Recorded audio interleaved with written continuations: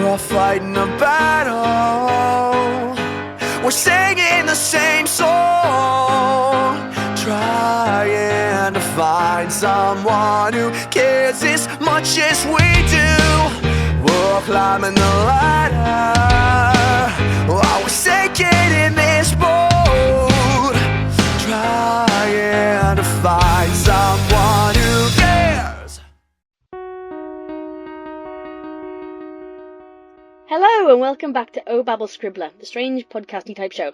Today I am joined by two guests rather than just one of whom has been here before and one of whom is a newcomer, and we promise not to damage him too badly. First I must introduce the returning guest star, Goombasa. You can't see it, but I'm totally waving. And Gutiuserenade. Salutations all. And we are going to be talking today about voice acting in fandom, which is a totally different beast than voice acting for professional reasons. So if you've come here looking for tips on voice acting as a profession or as a paying job, you're looking in the wrong place. We deal entirely in fandom, and we, between the three of us, have quite a wide variety of experiences. So we're going to sort of introduce ourselves in a round-robin fashion as to what our experiences of voice acting are in the fandom. If you're on my channel, you probably know that I do fanfiction readings and radio plays and comic dubs and things. Goombasa? Well, I kind of got started out on a whim because I wanted to participate in comic dramas that were centered around Sonic the Hedgehog, because I discovered those late in college, and I thought they were really great. And that sort of spilled into my Brony work, and I met you, and that was what really set me off on doing a lot of work within this fandom in particular. And Goody? Well, I'm going to try and keep this as concise as that. Goody has the longest experiences of all of us. If you would put it that way. Some of my very first, I guess, voice acting stuff came from just seeing random casting calls and stuff on EQD, and I would try out for them. I would make some roles or toss into Skype chats or whatever until they get more organized. Some of them didn't, but I digress. And from there, it's just networking with people and saying, "Hey, well, Project A is on the side. Why don't we do our own project thing?" And that just expanded from there. And when it came to me finally doing my own stuff, my own channel, I've always just been a fan of horror, and I kind of wanted to do, kind of follow the creepypasta train, narrate those, but then I knew at one point I wanted to do Pony, and then Scribbler opened up the premise of Month of Lurv to me back in this past February. I'm like, yup, this is my perfect in. And then lots more Pony. So between three of us, we've all got Pony in common, and we've also got other experiences as well. So Goombasa's got Sonic, Goosey, you've got creepypastas, and I'm branching at the moment into Batman fanfics, although there's nothing on the channel at the moment. For people who are thinking of getting into fandom voice acting, the thing that people are going to probably click on this for is tips. So, do any of us have any particular tips for voice actors rather than directors to begin with? To start with voice actors, I think one of the best things that you can do right away is sort of analyze your own strengths and weaknesses. I mean, when I first started out, my range was not what it is now, but you sort of need a point where you can you need a point where you can start. So you need to sort of analyze your voice and think about what sort of roles that you can play well. Goody?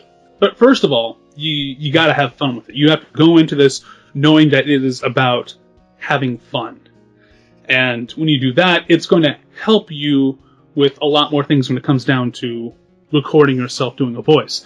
Like, you're going to have a lot more energy, and it doesn't mean energy that you have to be hyper all the time or anything like that, but it's energy that you can channel into that role so you can set your brain into a certain position.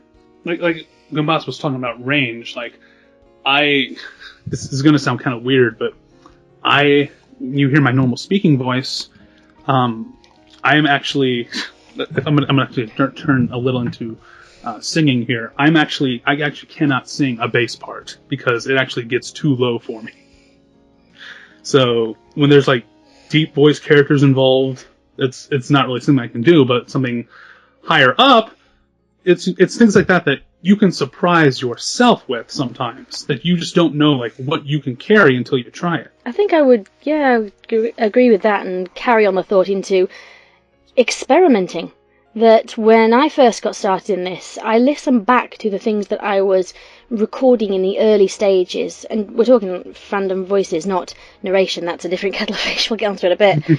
But as far as actual character voices go, I listened back, and I believed I was doing every single character very differently at the time.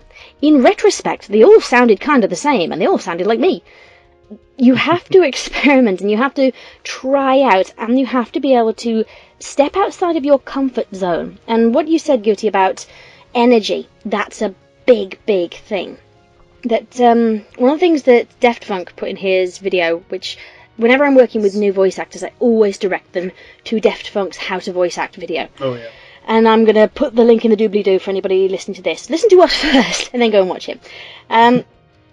What he says in that is that you have to be willing to be energetic physically as well as with your voice. Because voice acting, it's got the word acting in there. You can't just think it's just a voice.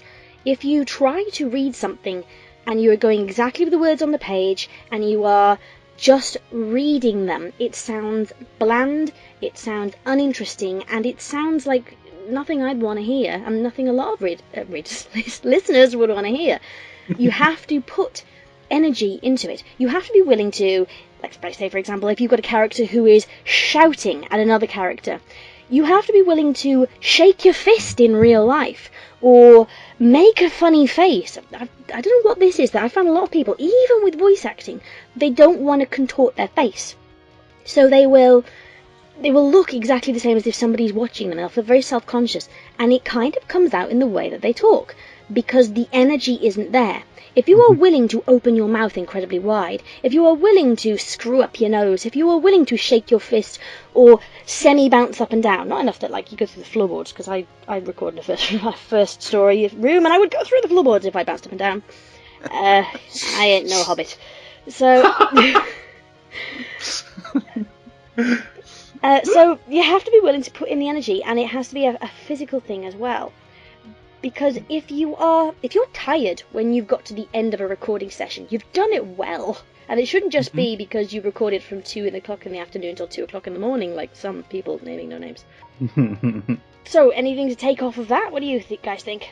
Well, it's a pretty good bit of advice, but I also want to point out that you shouldn't be forcing yourself to try and make new voices, because one thing that I've noticed is that new voices, when you try to imitate somebody, or you try to, you're trying to think up a new voice that you can do, it will come naturally if you keep working at it, but if you try to force it, you're going to end up hurting yourself. Like, I remember working with one girl back in Sonic the Hedgehog, and I'm still doing Sonic stuff, of course, but when I first got started, one of the first projects I was in, the girl who was playing Tails, and she was a good Tails voice actress, and I asked her, because her voice was a much lower register than her Tails voice, I asked her, how do you do that? And she said, oh, I have to intentionally break my voice to get it to work. And I'm sitting there going, no, you shouldn't have to throw out your vocal cords to reach a certain character's vocal range. Yeah, and that does sort of bring us on to, is it important to sound exactly like canon characters? If you're male and you're in the MLP fandom, probably not. If there's a canon character, his voice won't stay that way forever. Yeah, that is actually something that's kind of interesting to bring up too, because like the way that I do my fanfic readings is that it's just me in front of the microphone doing a very cut and dry audiobook style reading, right? And so the most that I try to do, since most of the cast of the show is female, is that I try my best to get their mannerisms down, but I don't stress too much about not being able to get as high as Pinkie Pie or as gravelly as Rainbow Dash. To that end, I've heard some of your readings before, and like you still do a pretty good job with that, from what I've heard. Like, you have I think there was one, I can't remember the name of it, but it was a story you did for the month of Reverb that was Bon Bon and Lyra. It was a multi-chapter, I did Bonafide, and I did Happily Ever After for them. Happily ever after. I think it was Bonafide. Fide. And like when I heard you using your bonbon voice, I was like, oh my god, this is great. Like, it's like to the point that you don't need to bring, like, if that's like your style, that's totally okay. Like, you don't need to bring the voice actors, because when you make it distinct enough, if you're gonna ride solo like that, then that's fine. It's like, as long as you can tell the characters apart. Correct. Yes. Yeah. And I listen to a lot of audiobooks just in the car 'cause I drive a lot, or on MP3 when I'm listening to Suki. No, when I'm walking to Suki. You can listen to Suki anytime. She sounds like all the time. sometimes the little thing of usually when I'm recording. You can tell good voice actors from bad when they're doing audiobooks on their own, because you can't tell the characters apart.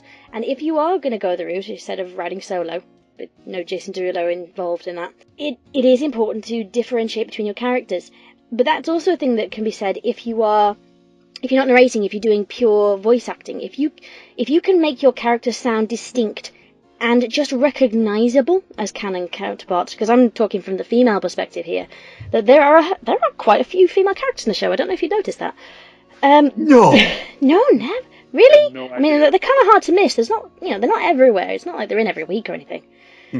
The Amazing Adventures of Noteworthy and Pokey Pierce is the actual name of the show.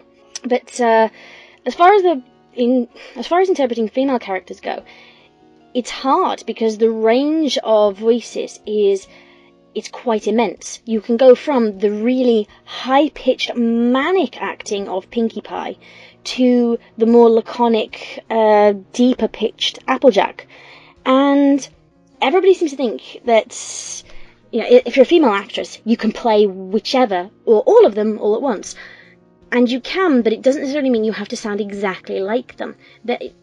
What Goombasa said about mannerisms. Is it Goombasa who said mannerisms? I'm pretty sure it was Goombasa who said mannerisms. Goombasa is very good for pointing that out, because mannerisms are important.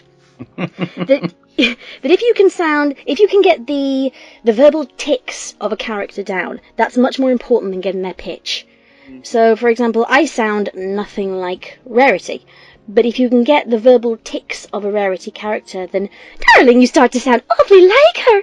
And you become recognisable, even though I have completely the wrong pitch to play a Rarity character. Likewise, a Pinkie Pie character, if you can get that manic energy, you don't have to sound that nasal high pitch. And a lot of new voice actors I've noticed don't get that. They think that imitating the pitch and the sound of the actress's voice as opposed to their acting is more important. And talking incredibly fast. Yes. I wish people wouldn't do that as often as they do with the Pinkie Pie voice, because it doesn't happen that often anymore, honestly. And I mean, I'm pretty sure the showrunners themselves said that they dialed Pinkie back after those first few episodes because they just didn't think that it was working for her, the way that she was always motor-mouthing. Well, when you start to listen to it, Andrea Libman, when she's playing Pinkie Pie, she sometimes sounds like Fluttershy. That with the new episodes, there are times where you could put the two characters side by side from different episodes, and it's the same voice, because she's talking at a slower speed for Pinkie Pie and a higher pitch for Fluttershy. Which just goes to show you that even professional voice actors, they can slide into different voices that they do every once in a while, but still remain in character. Because the intonation and the mannerisms are there. And exactly. Between her Fluttershy and Pinkie Pie voice, you can, even when the very rare episodes where Fluttershy is yelling, you could tell a big difference between their two yells, because Pinkie has kind of like in her vocalic has kind of like a grinding kind of sound when she screams. Fluttershy's is still like smooth and still comes out clean, Bats. I remember noticing this in Bats. When Pinkie Pie runs into the air, she does. Her eyes. Oh, I can't tell body parts. Her legs are whirligigging, and she shouts, "Run for your lives!" And she has this growl to it. It's still a Pinkie voice, but she's had to make this scream very different because Fluttershy was yelling earlier in the episode. Like a lot more bellowing from the throat. Yes. Mm-hmm. that's a hard thing to do. That if you can insert that little growl into your voice, it does help an awful lot with acting. It's me a lot of villain spots. Gets you a lot of Sombra spots. Yes. Because singing Sombra crystals. When you are working on imitations of another character, though, I do think that imitation is also a great way to discover your own voices, because a few of the voices that I do, they started off as me trying to sort of imitate the vocal mannerisms of another character, and it sort of morphed into its own character. Like when I came up with Smilin' Sammy. That's so getting a link in the Dooblydoo. Yes. You are all going to go and listen to Smilin' Sammy. I should do more stuff with him, actually. You should. But my the way that Smilin' Sammy came about was actually me trying to do a Mrs. Bighead impression from Rocco's Modern Life. That's right. And that is spot on. I love that so much. I was just leaning back one day going, "Oh, Ed," and then it just sort of morphed into this really cranky, sort of incredibly unpleasant man voice, and it just. And I enjoyed it so much, I decided to make him into a character. So, one could argue that being a male in an aforesaid fandom, it's that you're going to think, oh, well, we don't really have a lot of opportunities, so you have males everywhere clawing for that Big Mac role, or clawing for that Big Mac...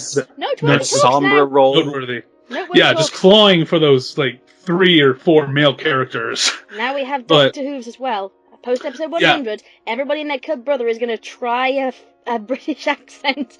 Well, here's the thing about that, is that before episode 100 came along, people were making up their own interpretations of how a character's voice would sound.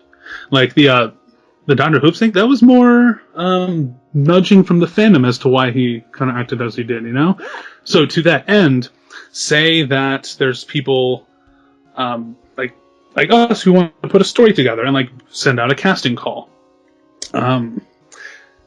There are... The thing is, OCs, I know that people have a slight twitch when you hear the word OCs, but sometimes they will make a story, sometimes that... Scribbler, you do a lot of stories, I noticed that just have OCs for something that was just from. You can cut this out because I'm trying to make my point. I don't know what I'm saying here. First, I think I did a story for you once where there were bat ponies, and they don't have their they haven't really been explored at all in the show, and therein lie opportunities for males to get more active. It's if you don't see a role, start something yourself, and then you have your casting calls. Boom! Look at all these male roles that just suddenly pop up. And to that end, here's the point I'm getting to: it can be a lot of fun to try voicing these OCs because you are starting from scratch. You are not trying to imitate anything.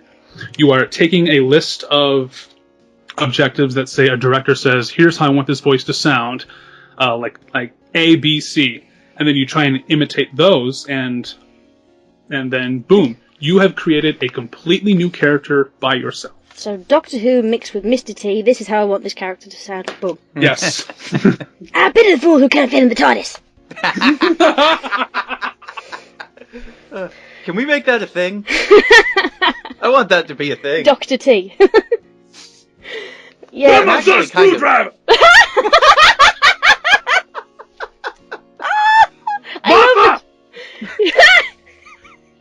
What a Hello, Z! I want this to be a thing! I pay the food and don't think bow ties are cool! Oh god! This has to be a thing. Dr. T fun. Pony. I am kind of interested to see what's going to happen to the MLP voice acting landscape now that all of these background ponies have been given semi-official voices now.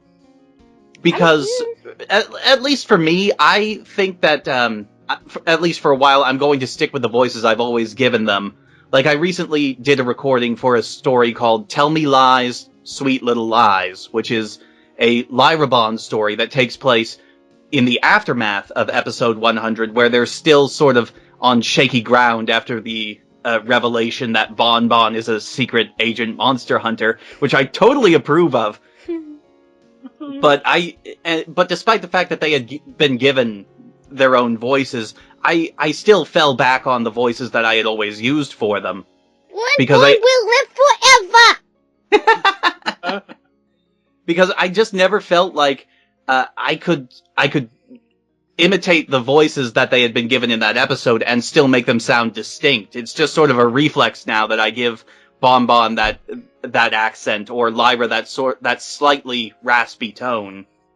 Yeah, I actually find that those two voices they were given, because they're two different voice actresses, you can tell them apart in the episode. I would have to play them exactly the same, because they talk exactly the same in the episode. If you look at the intonations and their mannerisms, they're identical. I didn't actually like their voice. And that's not just because I like Boston Bomb. It's because it is because I found them kind of difficult to tell apart. That the way that they'd been acted was too similar. And they themselves were also similar to Amethyst. Because if you had Amethyst and then Lyra and then Bon Bon talking, you couldn't tell them apart. If you didn't have them on the screen, you wouldn't be able to tell them. I can't remember from the credits, but didn't they pool a lot of the same people in house to just give some of these characters voices, and they're Yes. yeah, there you go to town. Yep. Yep. And I suspect that was one of the reasons why a lot of the main six didn't talk. Not just because it was supposed to be all about background ponies, but also because there are some union regulations that say that you can't have the same voice actor playing more than 3 characters in the same episode or something like that. How the heck does Frank Welker get away with it? Because he's Frank fucking Welker and you'd never know it was his voice. Frank Welker, savior of us all. I think, I think the thing with Lyra and Bon Bon, and I'm almost remiss to say this, was they were trying to showcase more that they were Best friends! Best friends. Yeah, those sultry looks for the animators getting their own back on that. So, fuck you, I'm shipping these. Secretly in the fan. I'm all the script, all the editors, all the voice acting was so emphatic. Their best friend, and there's the animators going, ha ha ha, I'm just going to tilt their eyelids like this and boom, bedroom eyes. It amazes me too because there was almost no context for their relationship in the show before this. The most that we had was the fact that they were always standing together, and there was that one scene in Swarm of the Century where Bon Bon is comforting Lyra after a Parasprite eats her pie. Yeah. Don't take that out of context. But apart from that, now rated R. But apart from that, there was no context to their relationship beyond the fact that they stood together. And now with episode 100, thanks to the fandom, the subtext in those scenes was so thick you could have cut it with a knife. Nobody says best friends that often. Nobody, not unless. Or that slowly. It's so Which is great to have a best friend. Wink, wink, nudge, nudge. It's like they should have just put up a big sign that said Hasbro won't let us be gay. But they will let Vinyl and Octavia cohabit because one of them doesn't fucking talk.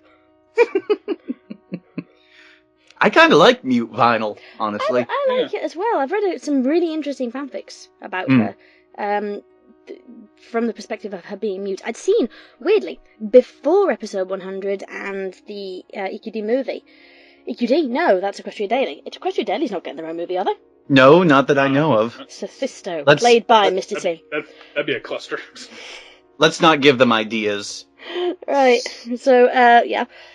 From the Rainbow Rocks movie, and from episode 100, we've got Mute Vinyl, but before that, in the fandom, I saw a lot about Deaf Vinyl. And the idea that she plays the kind of music she does because she can feel it through her hooves, so she can tell what's playing, even though she can't hear it, kind of like Beethoven. That's true, yeah. And I saw that a lot, but that's going to go away. I'm a bit sad, that's going to go away now, because we've got Mute Vinyl instead. Because they won't let Scootaloo fucking fly, but they'll make Vinyl mute. They won't admit that Scootaloo is... no, that's a completely different rant. I'm going to leave that for the Tough Little Pony review, because we're not even on the same subject anymore. We're not, we've wandered off. This is a different podcast entirely, right. Back to voice acting. So, welcome to the usual discussion, Goody. Yeah, we'll start on one thing and go off on a tangent and think, fuck no, gotta get back to what we're talking about. But, yeah.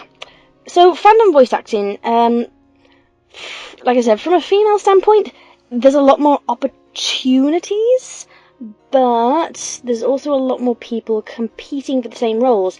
And I don't know if it's the same for male voice actors, that there's almost like a sort of, how can I put this, like a hierarchy, that when people start new projects, they only know the names of a few fandom voice actors.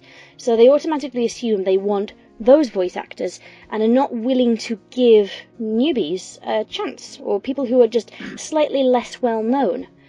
So I genuinely had a conversation with someone once who, I wasn't trying out for his play, but he wanted advice on how to run auditions. And he genuinely asked me, how can I phrase this so that Isla Monty auditions? I'm going, you've got nothing on your channel. You've never done this before. Yeah. You need to open yourself up.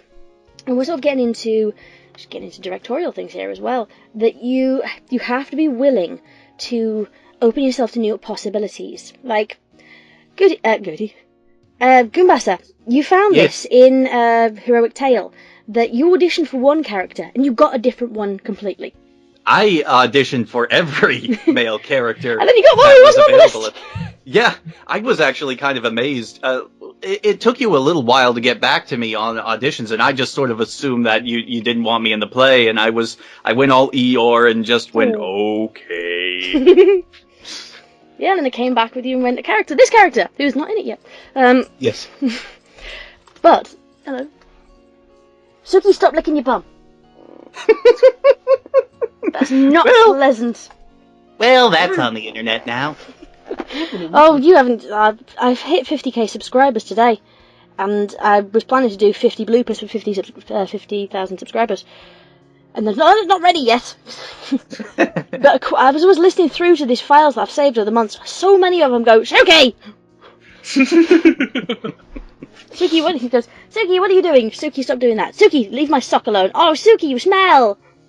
That blooper file's got to be getting pretty big now, too. It's got 69 things in it, so I'm going to pick out 50 of them, and then keep the rest for the next time. Mm-hmm. I have bloopers from you in there. I am not surprised. I may make the 51 just 50 of me, and then do a little separate one going, here's the people who work with me. I had the Flufflepuff one, Brucey. Richard doesn't know about the Flufflepuff thing. Do I want to know? Do you want to explain? It's adorable. Do you want to explain? Yes, she voiced Celestia for Celestia's an online dating site. Mm-hmm. And she was, I hope I'm getting this right. She at one point was like starting to stumble over all of her words for one particular line. And she had to retake it like 7 times. And so she says, I'm just going to record the rest of this as the rest of this line is Flufflepuff, and you're going to have to deal with it. And so she just starts going... And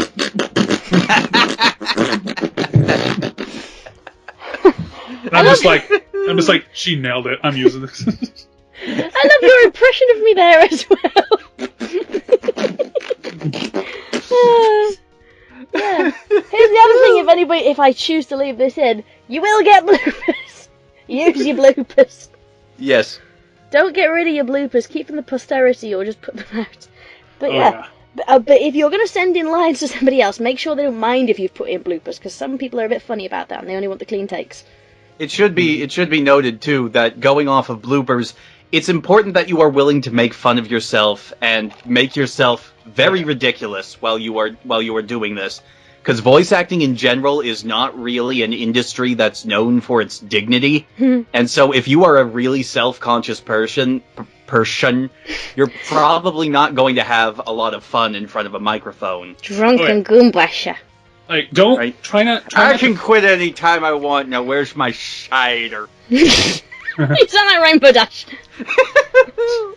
Now, it's like, when you're actually recording yourself, if you're thinking about how you might look if someone were to walk into the room, then you're kind of doing it all wrong. Because like when I'm doing my acting, heck, when I'm narrating, I'm throwing my arms all over the place. I'm doing weird things with my eyebrows,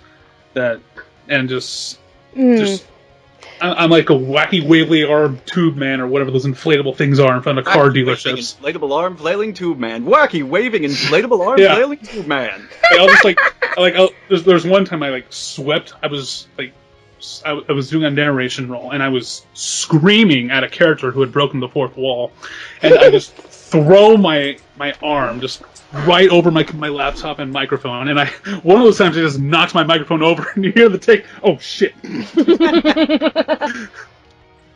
If you do live with a lot of people in your house, by the way, it might be a good idea to at least tell them that this is a thing that you do, because otherwise, I'm not going to say her name because I don't know if she'd appreciate me bringing this up, but somebody who we have worked with before, in her apartment, had to do a lot of screaming for a particular story, and she had the cops showing up at her door because somebody called in that somebody was being assaulted.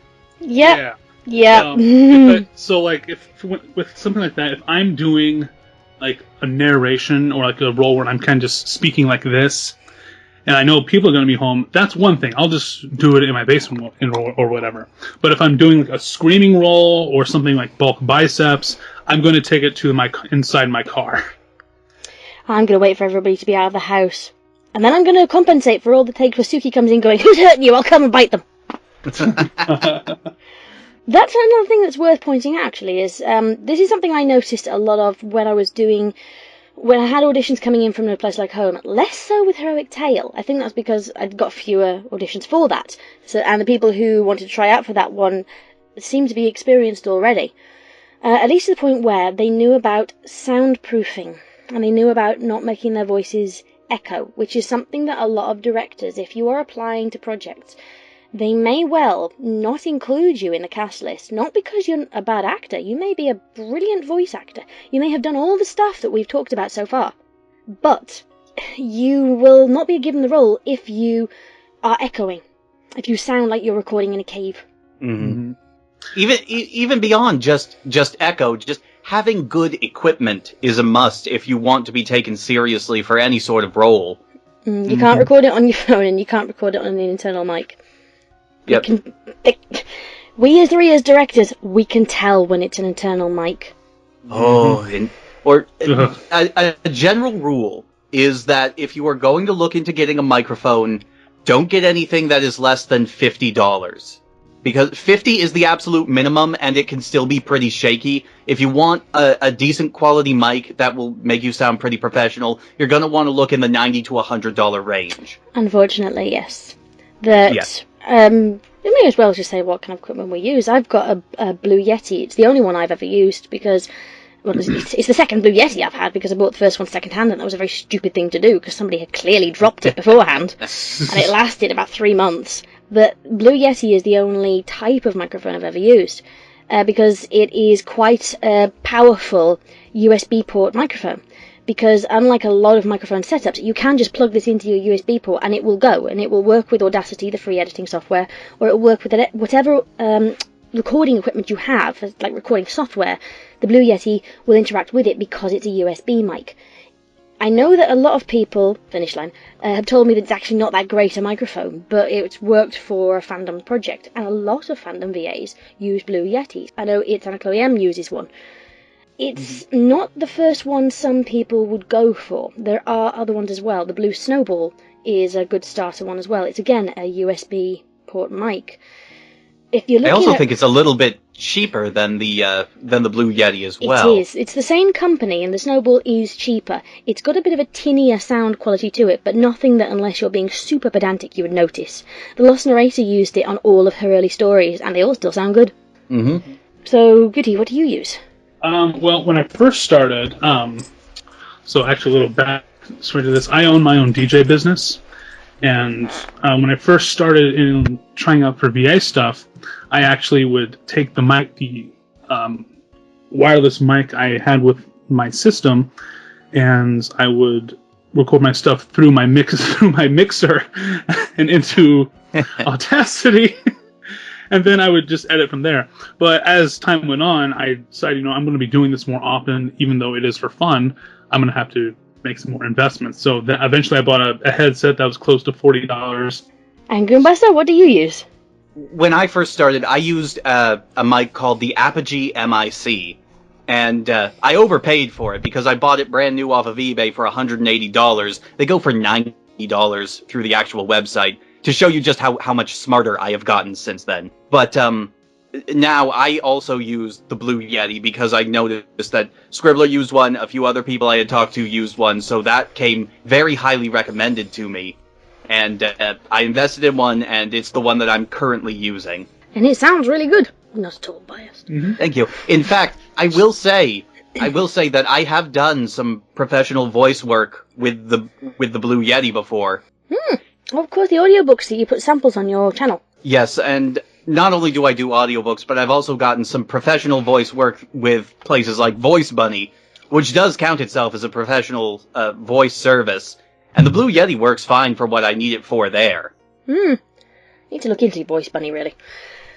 So, this is the kind of microphone setup that we use. As far as soundproofing a room goes, the advice I would give that's most important is to not record in a wide open space with lots of flat surfaces, because it reflects your voice back at you, and it does give it that echoey, tinny quality, even if you're not in a particularly big room. I record in a room that is, quite frankly, it's a receptacle of crap. I record in a bedroom, and it's soundproofed by kind of accident. There's so much stuff in here, and so many clothes and things, and I have velvet curtains that I draw to stop the window from reflecting my voice back, because I record in front of the window. And basically, the amount of stuff, because it's not all hard, flat surfaces, it soaks up the echo, and it gives your voice a fuller, richer quality, and that does help. Some of the tips that I've heard other people say are to record with a duvet over your head, but you have to be careful with that one that you don't get the sound of the fabric moving too much. To record inside of a closet. I imagine that that's an American thing, because if you tried to record inside of a cupboard here in the UK, you would basically be able to fit one bum cheek in the cupboard because they're so tiny. So I imagine that's a walk-in closet thing. Probably, yes. Do you two have any advice on that score? If you are really, really concerned about echo, one of the best things that you can do is get together a bunch of old blankets or quilts that you don't really mind putting some holes in, and try hanging them up against your wall. It's not something that I do, mostly because my room is kind of like Scribbler's. It's tightly packed, and I have a lot of crap in here. So it sort of, unless I'm speaking really, really, really loud, it keeps a lot of the echo out. Goody? I'm going to get some gasps from the audience at this one, but the room actually I record in is, most of the time, is down in our basement, and it's actually kind of spacey, but it's still packed enough that it's like, there's enough stuff that's like, it wouldn't bounce off the walls too much. But just to be certain with that, what I'd like to do is, what I've done is I've taken various pillows, and I've taken two and I put like two in a pillowcase, and then I kind of make a fort around a table, like a coffee table that has a surface that can like rise up, and I bring it closer to myself on the couch. And then I take these pillows and I kind of set them up around the table and around the mic, so the mic will only receive like the front end, like receive through the front end, even though I have the setting for it that way as well. The pillows really help like keep that condensed so the sound can stay focused. Yeah, because it's worth pointing out that with a lot of microphones you can actually change the settings for where the mic is recording from, the side, Correct. The front, or anything like that. The Blue Correct. Yeti itself is great for that, because all of the settings are basically on the back, just above the gain knob. Yes. That's worth mentioning, the gain knob clipping. Yes. Yeah. Before we get into that, there is one other thing I want to mention about soundproofing a space. If you are going to soundproof, just be aware that the place where you record will probably turn into a sweatbox. Because yes. because if you're trying to get a good crisp sound, you can't afford to have air conditioning piped into a room because the mic will most likely pick that up. And you can't afford to have fans running, as I found for this podcast, because this room is full of crap. This room is very small. This room has velvet curtains, and the UK's having a heat wave. I'm dying here. That's even something that professional voice actors have to deal with, too. A lot of the studio-quality recording booths are so hot in there that there have been reports of voice actors who have passed out because they just weren't getting enough air, or they were too hot. Or they were That just probably happened a lot during the recording of DBZ, now that I think about it. Yeah. Kamehameha. Dead. So, yeah. The one thing that's actually reminded me, sound boxes. It's easy to make something called a sound box, which is kind of like what Goody was saying about the pillows around his mic, that you can make something that you can fit a microphone into, and you can get sort of foam. You can get either professional quality soundproofing foam, or you can just get like cotton wool or blankets or flannels and things. And if you can get a shoebox or something that is the size that your mic can fit into it without touching the sides, because if you make the mic touch the sides, then you just sound muffled. If you can get, I'm knocking my mic there with a nail. If you can get a shoebox or something that your mic can fit into, you line that shoebox with fabric or foam or something like that, and then you talk into the mic.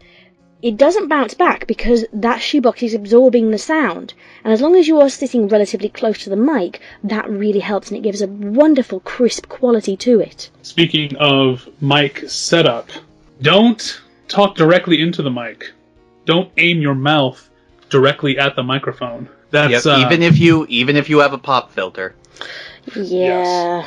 Because it's going to pick up all the hard consonant sounds that you pervade into the And if you're going to make plosive sounds, it's exactly what it sounds like. Plosive is the S and the P sounds. Basically things that puff out air just when you're naturally talking.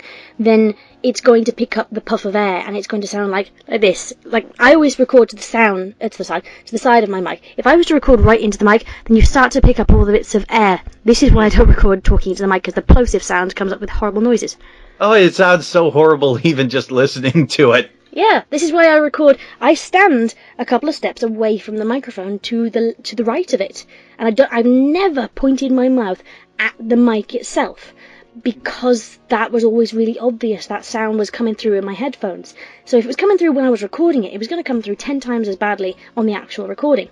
And a lot of voice actors who are starting out do this, and that's another reason why you shouldn't use a headphone mic. If you've got gaining headphone mics, unless you're incredibly careful.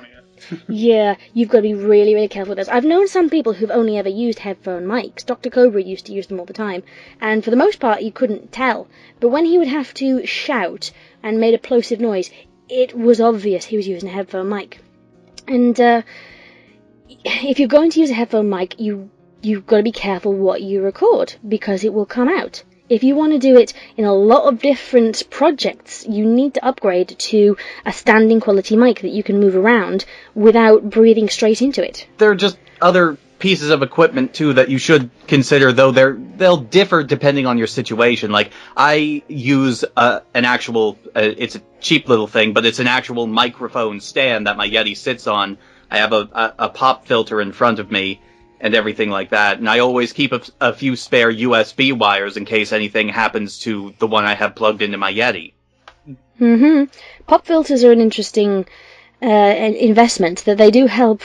I actually don't use one because I stand away from the mic and the Yetis are of good enough quality. Yes. I don't use a pop filter because I found that it was getting in the way of the screen and I couldn't see what I was trying to read. Yeah, I'd always been thinking, like, people, I'm in, like, different chats, people, like, talking about, like, pop filters for their mics, and I'm just sitting here, like, I don't use one. Is that a faux pas to that? It's just a matter of preference, really. It's also that pop filters serve a dual purpose, that if you are going to be, with some certain mic qualities, you need a pop filter because it will pick up the plosive sound. It's that sensitive. It'll pick it up even if you are pointing away. But also, when you naturally breathe out, you breathe out a lot of moisture.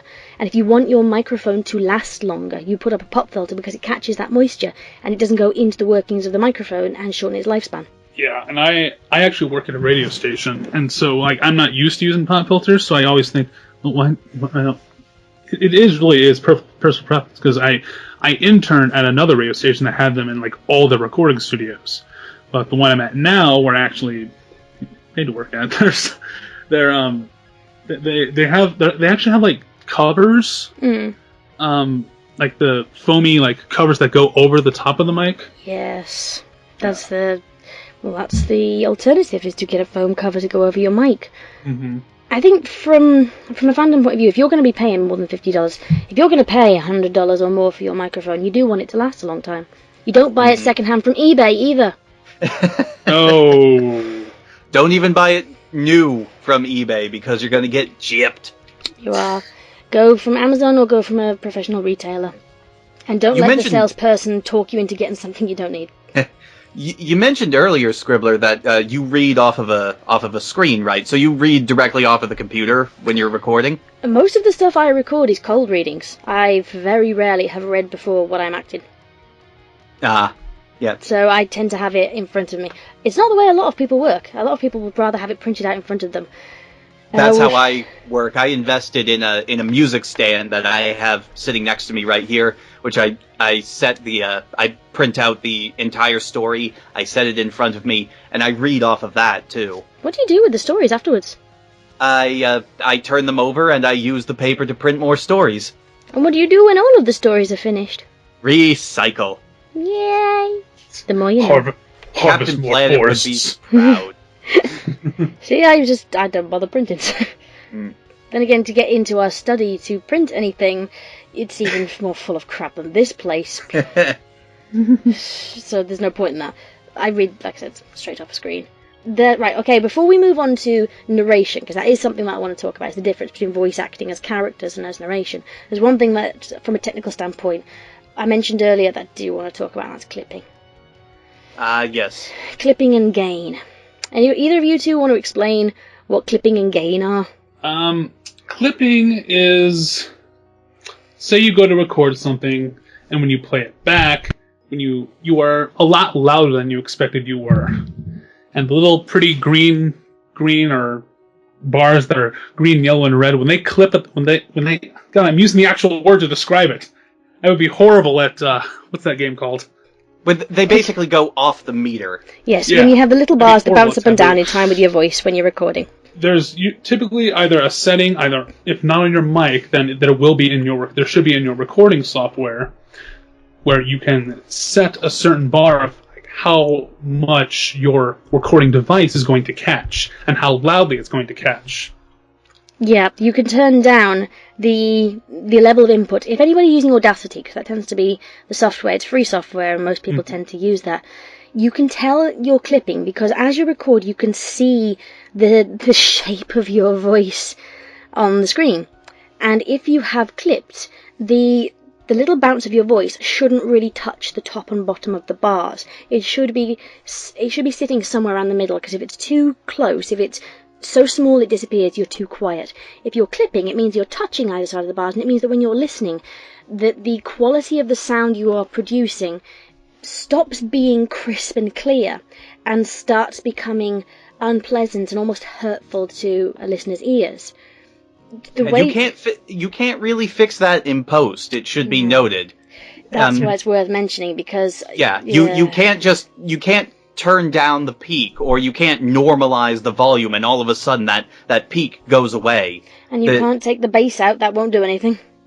Yeah, and the other thing is, when you're playing back that audio file, you're looking at the audio file, so when you see something coming, your brain will just inadvertently start to turn down the volume so you're ready for it.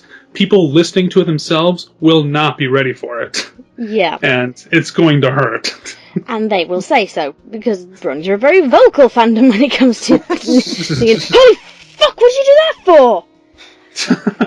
I have had so many comments on, what's it called? Core of the Apple Part 4. In Core of the Apple Part 4, I did something on purpose. It's a very quiet scene, and Applejack is sitting by her parents' graves, and she suddenly remembers how they died, and they fell off a cliff. You know, as you do. And because I wanted to shock the audience, I faded to black, and then I just had it, boom, come in with a scream from her mum, and the sight of her falling off this cliff. But the problem was, I'd set it too loud, so the scream hurt more people's ears than... It hurt a lot of people's ears, and I got a lot of comments saying, why did you do that? I'm thinking, because I wanted to shock you. I thought I'd done it really well. And in retrospect, I'm looking back at that, because it was 2 years ago, and thinking, I could have done that a lot better. I could still have the impact without clipping the hell out of their ears. Ah, yes, it is the Five Nights at Freddy's syndrome. The sudden, loud sound. But if you are clipping, and a lot of new voice actors clip, there are a number of ways you can fix it. None of them are after you've recorded. You have to prepare and you have to take care of this beforehand. So you can either turn down the gain. So again, on the Blue Yeti, there's a little dial that allows you to do this. And that, it reduces the amount of sound that the microphone is taking in, the volume of it. So the input becomes less. You can reduce the input down on Audacity itself. Or you can do some basic things like step away from the microphone if you have to make a loud noise. Don't whisper scream. If you have to scream or shout a line, don't do it like when you're telling a story to someone in real life and you go, and then she said to me, you bastard! You'd know that person was meant to have shouted, but they've whisper screamed. It doesn't work in fandom. You need to still be acting. Yeah. But, yeah. How did Def Funk put it? He said, just don't go, oh no, I'm falling. Yeah, you still need to act and you need to be peaking a little bit on your little shape of your voice, but you just shouldn't clip. And if you've clipped, you go back and you redo the line. So there you go, directorial tip, don't hand in any clipped lines.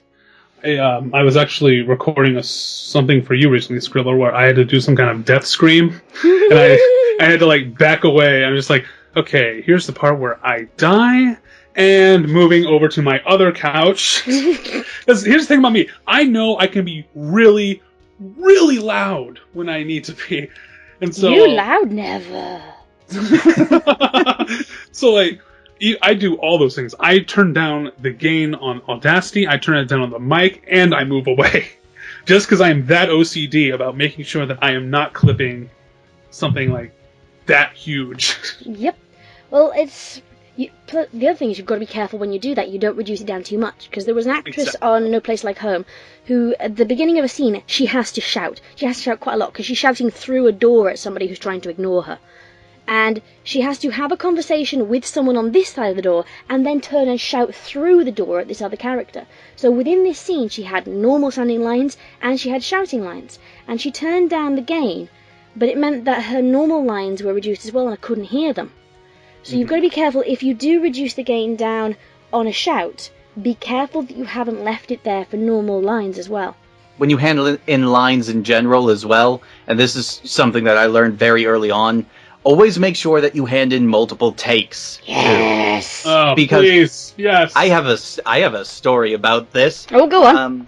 When I was working on my dub of Pirate Plunder Panic, which is the Sonic Universe comic book, it was a 4-parter, and one of the actresses sent in her lines, and only did a single take of every single line that she had, and she was one of the major characters, so she had a lot of lines.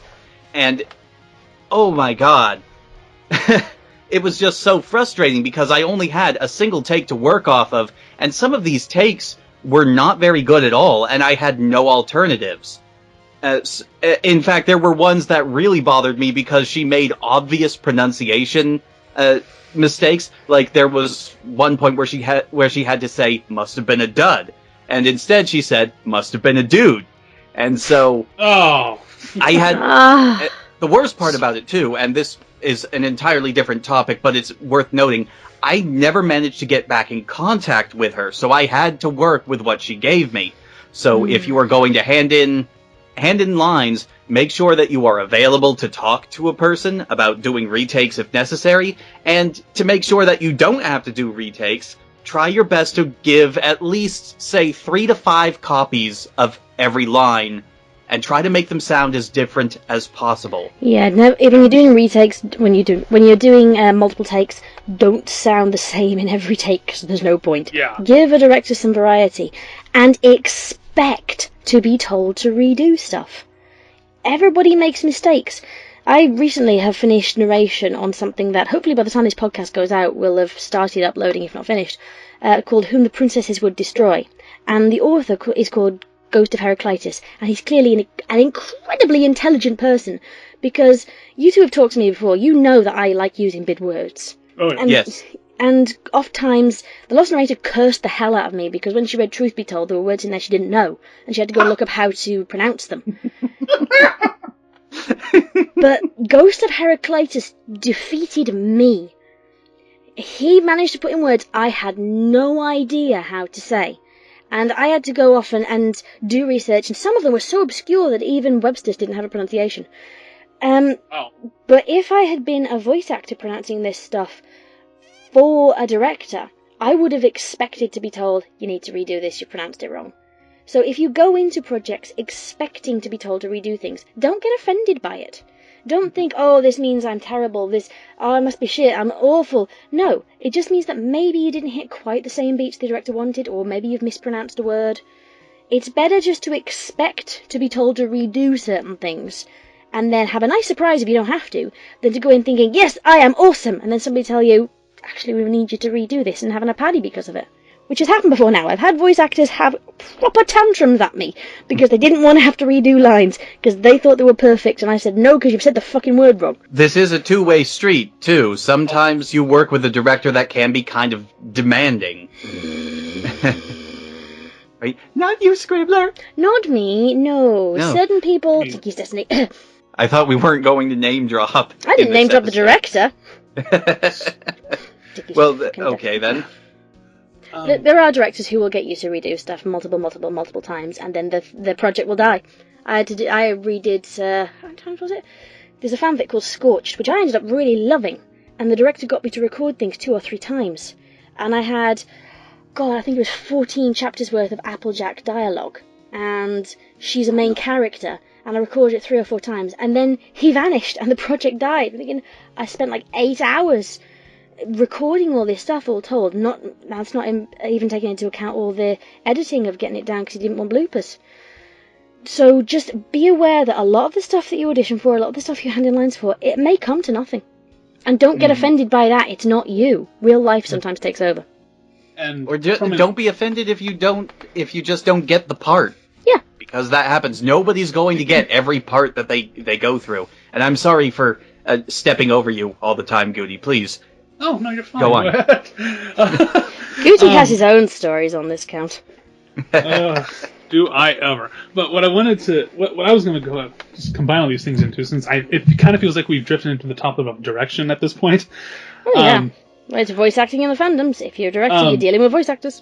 Yeah, with direction, the director is probably going to be doing most of the audio editing, and so when if he or she has to come to you and say that this needs to be done differently, it's because they're looking for a different inflection. It's not because they didn't think you did a bad job of it. It's because that they want to bring out the story to the best possible thing it could be. And like I've had to ask people for revisions once. Thankfully, I've had all people that were happy and understanding about it. But here's the thing about needing to take multiple takes of your lines. I can tell you right now, I'm putting together Twilight Gets a Free Salad, and I have people who have given multiple takes. Now, sometimes some of the actors' inflections are, they do all their lines differently, and that's amazing. But sometimes a single sentence may not flow or sound like it would flow believably. So what I would do is something that actually Lost Narrator and I call Frankensteining lines together, in which, say you have a compound sentence, you take the first part of that sentence of take 1, and then the second part of the sentence from take 3, you mash those together, and it sounds like a full, believable something conversational that you could believe. And so that's another key point of sending multiple takes, because maybe the full line that you give isn't going to be perfect. But that's why maybe this is my audio nerdness coming into play here. We'll like combine things from like all these different takes to make something, boom, one solid project. It's Yep. It's great. Yeah, I sort of had the experience of both of those, that I had to Frankenstein lines on numbers of different projects, because I have projects that are in the works for a long time. Tough Little Pony came out this week and it's been in the works for a year. Because of that, I sometimes fall out of touch with voice actors, or people will ask me via email to be in something and then never reply to emails after they've sent in the lines. And because it gets on to a certain point in time, I can't ask them for redos because they wouldn't give them in, but the project is going ahead, so I will have to Frankenstein their lines together. I had to do that a few times editing for No Place Like Home, actually, because Scribbler likes to write really, really long paragraphs of text for certain characters. Sorry! No, it was a joy. It was a joy going through like 5 minutes of audio because somebody gave 4 takes of a huge speech, and so I had to take bits and pieces of this speech and link them together. Sorry!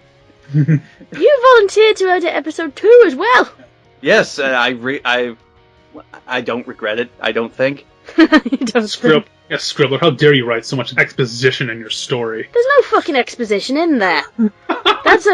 That is a completely different topic, and that's into script writing, which I will talk about at some other point with someone. We're talking voice acting and things. So, the topic, because time is marching on now. Narration. We're all 3 of us fanfic readers. We are voice actors. We've worked on other people's projects, we've done comic dubs, we've done radio plays, we've done all sorts of stuff. But the things that we're all 3 of us probably known best for is narration of stories. Be they for My Little Pony, be they for Sonic the Hedgehog, be they for creepypastas. But we are known for narration. And narration, it's a funny beast. I've often said that if you are going to be a narrator, you have to treat the narrator like a separate character. You cannot talk normally to narrate a story. I'm not actually talking normally at the moment. I'm enunciating quite a lot. But if I was talking normally, I would talk like this, and it would be kind of boring to listen to, because when I'm talking normally, I don't have to raise my voice very much. Exactly! And when you are narrating, you can't treat it like you are just reading a story. The narrator needs inflection too. It's not the same kind of inflection and mannerisms as characters, but it still needs to be there. Even if you are reading a story that takes place within a character's mind, if you are doing a first-person story, the narration is still going to be different from how that character talks normally.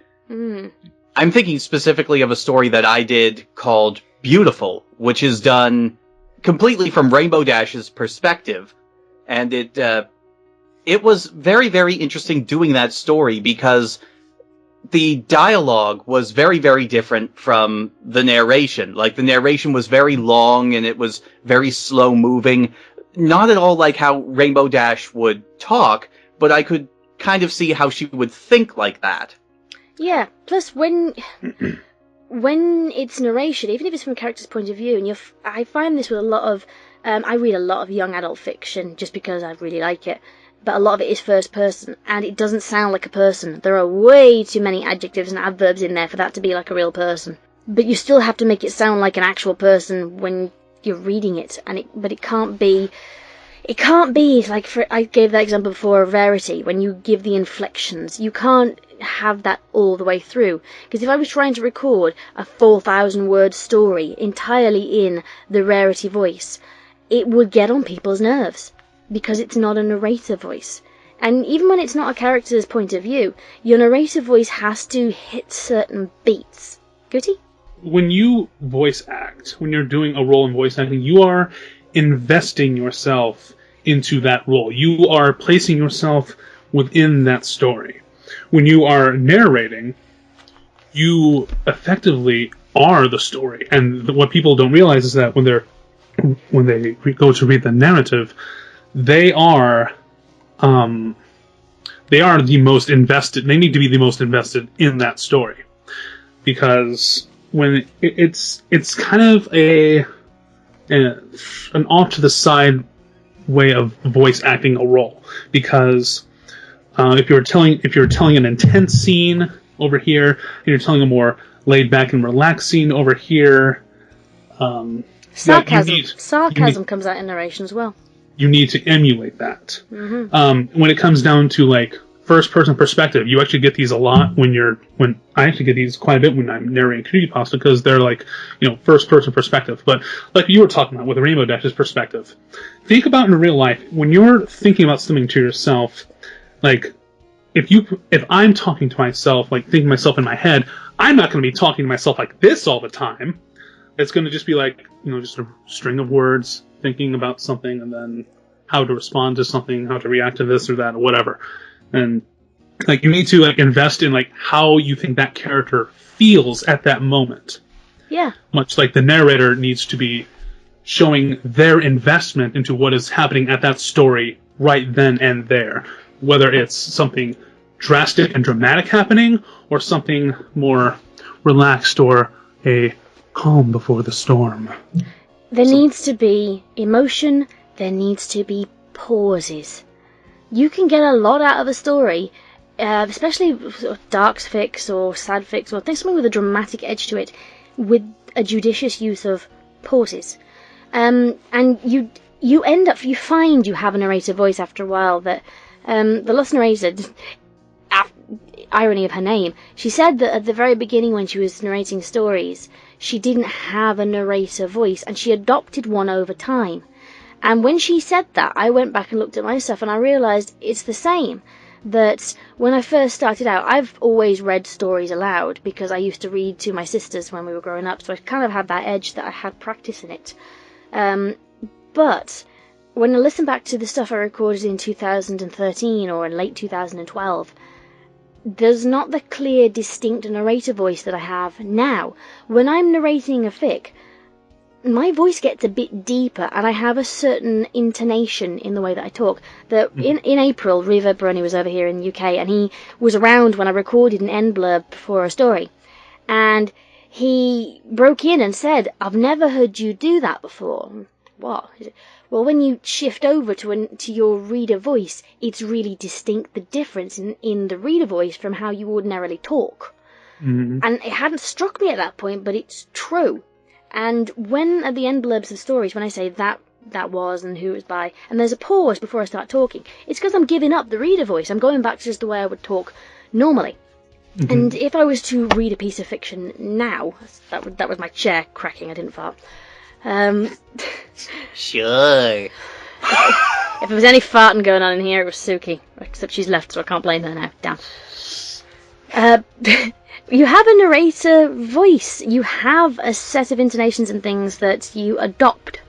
And Goombasa, I've noticed this about yours as well, that you have there's a great distinction between when you start reading a story and when you're actually just talking about it. And it comes out when we do a heroic review. And when you read the blurb of your pick of story and then you went into talking about it, it was two completely different voices. And Guti, I noticed this the very first time I ever heard you narrate a story. I'd heard you talk beforehand, but I'd never heard you narrate before. And when I heard that, it was such a distinct difference that I was actually quite shocked. And then I realised I shouldn't be very shocked, because that's the way it's supposed to be. I think a lot of people, when they hear the real voices of somebody who does like narration or voice acting, I'd like to think that they're usually very surprised when they hear their actual voice compared to some of the things that they can do with it when they're behind the microphone. I so want to get Narrator Pony into a call just to hear what he actually sounds like. Hi, guys. Yeah, that sounds like that scientist out of The Simpsons. I with the voice acting and the microphones and the pretty lady. So when it comes to like really knowing a story and knowing how you want to put it together, that can really make like a certain story. Like for example, let me get an example of this. When I did Nothing Is Scarier back in April, because I know I brought you in for that Scribbler for Applejack. Mm-hmm. I was able to. I hate to sound like I'm tooting my own horn here, but I was really proud of how I was able to, like, I created 2 audio jump scares that did not involve clipping, and like it was nothing like on the screen that's just like oh god, stupid, who does that? I cannot stand visual jump scares. They're never watch Kneecap. Like it's not that like I hate what I don't like is that they're just cheap and like they have potential to take away if they're not done right. Is what I'm trying to say. But what I did with these audio jump scares is that I had toned down the talking. There was silence for a bit, and then suddenly, boom, some kind of tumbling sound effect after like an indefinite number of pause time, and that really. It's those it's like you were talking about earlier. Pauses can really set the scene when you. It's more than just reading what's in front of you, and creating the story itself. Because if you're just reading from a book out loud, then that's one thing. But you're not like pacing. You're not quite investing if all you're doing is reading. Everybody's been in class that time where you were reading a book in class, and they've gone around and. Everybody's had, you've been that person, I was this person when I was reading from the science textbook, and you would read out, and there would be no inflection to it, because the person clearly didn't want to be reading, and it was boring, and I hate it. I hate the way that you can just make a round of people read out, and there's clearly somebody who doesn't want to do it, so they'll read like this, and they'll just do it, so first, To be fair, reading out of a textbook is very dry to begin with. Even when you're reading out storybooks in English class or in drama, it's difficult when somebody is not invested because it makes it boring. And you don't want to be that person when you're doing it for fun, for a hobby. Exactly. Mm-hmm. What you're saying about pauses, you get used to how to pace narrating a story. It doesn't come naturally, because I've listened to readers who are perfectly good readers. They don't pause between scenes, and it takes me a few seconds, and I have to rewind and go and listen to it again to know that we've changed scenes. But the more you do it, the more you listen to other people who know what they're doing, the more you listen to us and do exactly what we say in this podcast. Our word is law. Yeah, of course. Because we are the ones speaking it. Our advice will be carved into a giant marble block, which will then be carved into a stovepipe hat that will be put on the Lincoln Memorial. And then tourists will come and take pictures of it and take it back to countries who don't have the Lincoln Memorial. But yeah, we may sound, for those who have got this far into the podcast, if we've at any point in this sounded arrogant, it's not because we reckon that we are the best at what we do. It's because we far have... from it. Absolutely. We're all three of us still learning. I mean, we've mentioned all of us different times we've gone back and listened to things and thought, I could do better than that, or I improved on this because, or we've told stories of that in here. And one of the reasons that we want to have three of us talking about this today is because there are such varieties of experience between us. But we have experience. We have experience over several years, over several fandoms, and on a huge number of projects. Some of which did well, some of which didn't, some of which came to fruition, some of which didn't, some of which failed abjectly in a great showering sparks of ego and drama, some of which didn't. But because of that, nothing we've said here was pulled out of a hat. It's all stuff that's born out of our experiences. And if that can be a beneficial educational thing to anybody who's listening, then what else could we do but record this podcast and pass them on? Because unless you talk to us on Skype and we're in mid-rant, you're probably not going to hear this stuff. Yeah. It really boils down to the way we see it. It really kind of is observed as like an art form of sorts.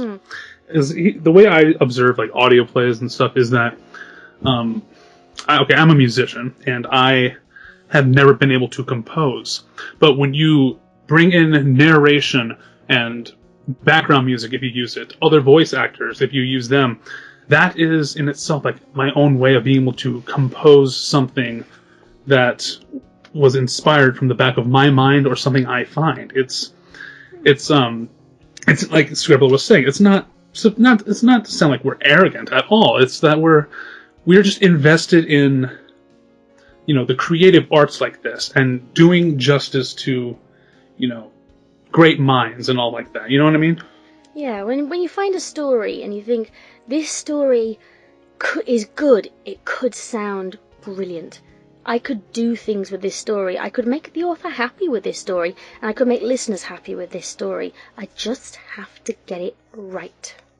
There are some times when it happens that the audio version of the story is actually kind of better than the than the text version. Cupcakes.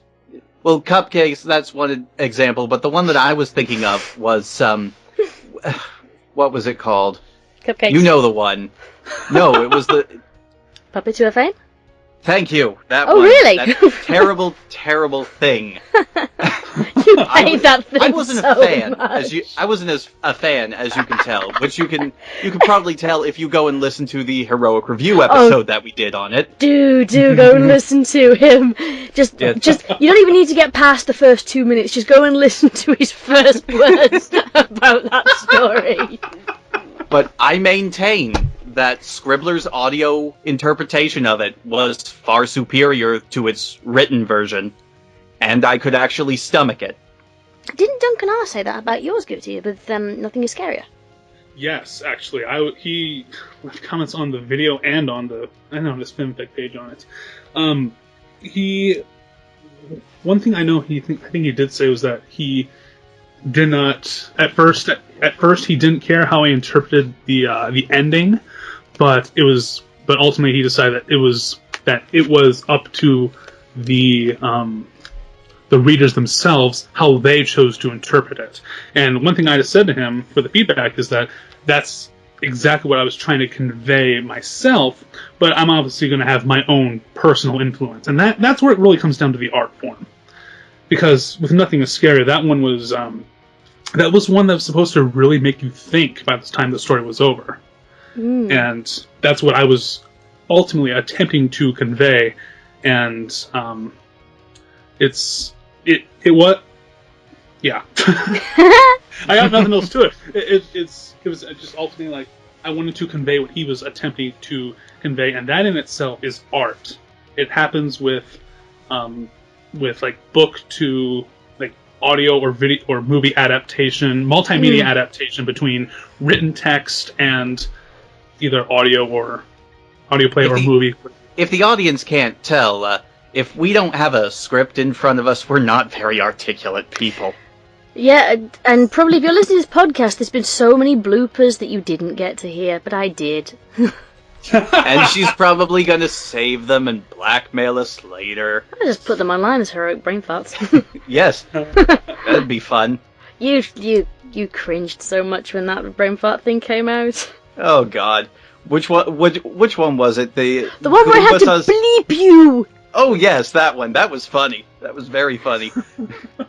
None of the rest of the world know what you said in that bleep, but there was a very good reason it was bleeped. Yes, all the swearing was left in, but that you will it bleeped.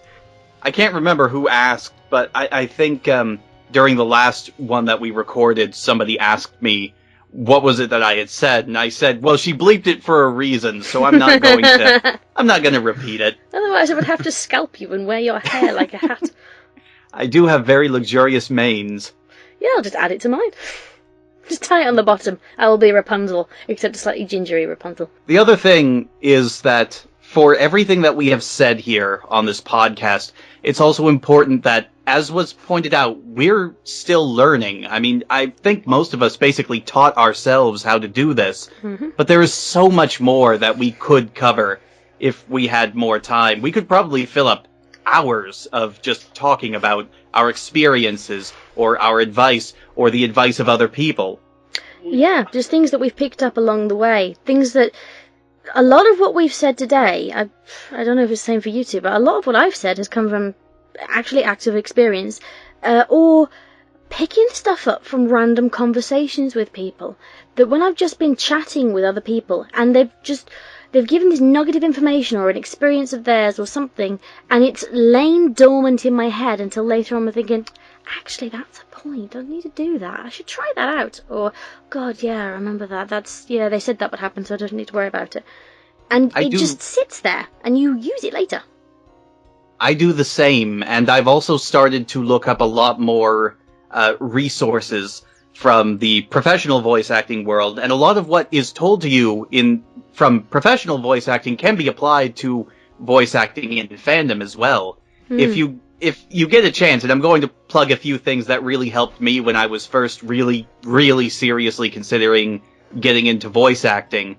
I recommend the book Voice Acting for Voice Actors, which is definitely quality entertainment because it's written by Yuri Lowenthal. And I also, the other two big things that I always come back to is the documentary I Know That Voice, which you can find on Amazon right now. It's a fantastic reference and a very fascinating look into the history of Hollywood voiceovers.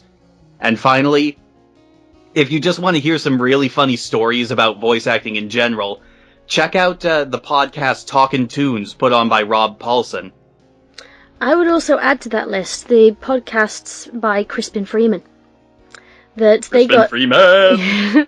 Crispin Freeman has been voice acting for a couple of decades now, I think, and he does a lot of work in anime and video games. And he does I think it's a weekly or a monthly podcast. But if you go back and listen to his early stuff, he gives advice on what to do, and there's a lot of advice on his website about it. And he uses personal experience like we've done here. He's a lot more articulate than we are, and he's got actual real world experience. But he's a very entertaining chap, and it's worth listening to him because he has some golden advice that can be applied to fandom projects. Because, like I said at the beginning, if you were looking for advice on how to get into professional voice acting, you're kind of in the wrong place, because we do this for fun. These are our hobbies. And as with many things, when it stops being fun, it stops being a hobby, and we kind of want to stop doing it. So the advice we've given now is a way to keep the fun going, and a way to keep you interested in fandom, and to keep people interested in keeping you in fandom. Goody? Anything to add, Goody? I think both of you guys were a lot more erudite than whatever I'm about to say. I know you managed to use the word erudite. We can check that one off the bucket list. I was just going to come back to what I started off saying with at the beginning of this whole train. Just as long as you're having fun with it, and watch Def Funk's video. Definitely look that up if it's something you want to get into for the sake of having fun. Get crazy, yell a lot, look stupid. I actually think I was somewhat inebriated while I was recording something last night, but that's neither here nor there. Let's just say that it would have helped a little bit for what I was doing, so... But don't take that as a life lesson. Don't record all your fake narrations drunk. No, do not do that. If you are trying to record Fallout Equestria, don't record it drunk. Although it may make that fic a bit more palatable. You may get away with it. You may get away with it if you are doing a fic where one of the characters themselves is drunk. But I think it's more fun to fake being drunk, honestly. It really is. It really is. Yeah. I can point to specifically Scribbler, who did a fantastic reading of the story Cider Shy. And the Fluttershy voice in that was amazing. And that was you doing Fluttershy in that story, right? It was me, yes. That was when I didn't used to use voice actors that I did. And I know for a fact that you don't drink at all. I'm teetotal, I don't drink alcohol. But you did I thought you were fantastic in that story. I thought it was one of your funniest up to that point. And then you made Foxtrot, Unicorn, Charlie Kilo. I love that story. I love it. Oh, although my love of that one has kind of been eclipsed by He-Man, Mightiest Hero in Equestria. Oh god, that one was glorious. I love that story. That was one of the first times I had really had to belt out a scream for that one too. Yes, because you got your face ripped off. I was listening to that one at work one day, and I'm like, oh god, I'm gonna die. I'm gonna get fired. They don't mind that I have like my earphone, like one of my earphones in my ears while I'm working on things. But I like how you put it in that exact order too. I'm gonna die, or worse, I'll get fired. Gotta make that money somehow. Gotta make it dead. Zombie Goosey's still working. Edit commercials together. Considering some of the people that you work reports. Considering some of the people you work with, that might make them easier to tolerate if you're trying to eat their brains. Very little sustenance there, though. Right, I think we've come full circle. And considering that, according to this, we've been recording for over an hour and a half. Oh yeah. We should probably stop now. So we've done our plugs. We've done our. Why does this happen every time I'm on the show? I don't know. Every time you come on this podcast, the podcast gets longer. I had a rule. I had a rule at the start that this was not going to be more than 20 minutes a podcast, and here I am, 2 fucking hours later.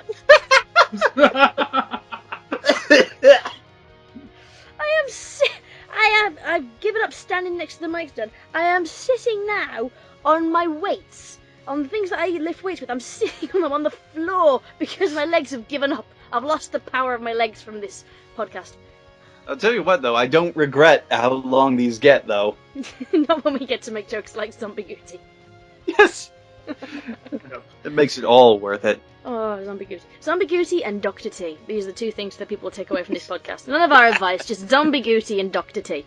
Are you really going to put those in? Ha! LOZ! Oh my god, that reminds me of something too. I know that this is probably not going to make it in, but I have to tell Goody this story. Go on. That involves you, Scribbler. Oh god, what?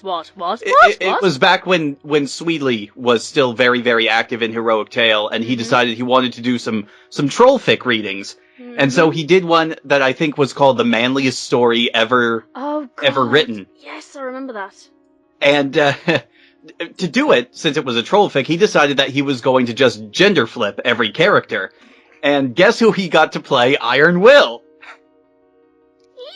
Me. Yes, it was Scribbler doing Iron Will, and I'm not kidding.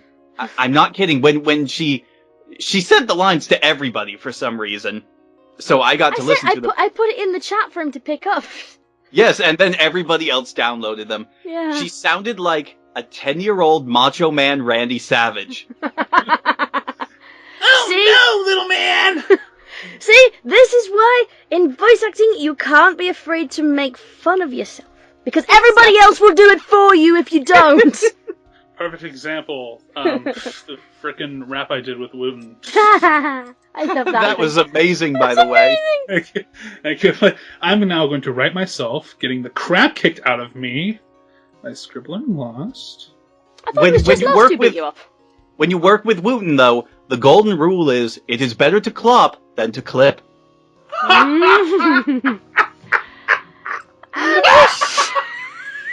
Oh god, I think I broke him. You did what Wooten never could. Oh my god. Please bring me back. This was a blast. So, right. I'm always trying to figure out new topics I can discuss with Scribbler, because if nothing else, I love these conversations. That's why when Heroic Tale's over, there was like 3 hours of conversation afterwards. Yeah. I need to get Gray to send me those bloopers from the ones I missed. There weren't many bloopers in the last one that we did, unfortunately. Well, Webshutter hasn't been sending me bloopers. So, that's one of the reasons that when it was the one where it was just you, me, and Anna, that I wanted to edit that one myself, because there were so many bloopers and I knew he wouldn't send them to me. Yes, and then you named the video Goombasa's fucking harem. I didn't call it fucking harem, that would have completely changed the tone! Yeah, the banging harem, right? Who let Cloud Chaser It was just Goombasa's harem, but I was still so amazed that she went with that title. And the cover of that particular review is you in the middle with your eyebrow raised, and Hannah and I on the side of you going, yeah, damn bitches. Fuck bitches get money. Right, we should probably wrap things up now. We hadn't done that yet? I forgot. We're still recording. We are still recording, or I'm still recording. So, I've actually been joined by a puppy now. Hello, Zuki. So, if you can hear panting, it's not me, it's her. So, final thoughts then. Goombasa? If you're going to get into this, just be pleasant to work with. Don't be a dick, and people will throw projects at you. And Guti? Once again, have fun, be yourself, but don't be afraid to not be yourself. And from me, just be willing to make a fool of yourself, because it's far more fun when you do. And this isn't a paid gig. If you're into fandom voice acting, it's fandom, it's a hobby. Have fun. And fuck the haters. Thank you very much for joining me, guys. Be lovely to each other, and good night, everybody. Bye-bye. Ciao. Don't let the door hit you where the good Lord split you. Oh, God, I've not heard that one before.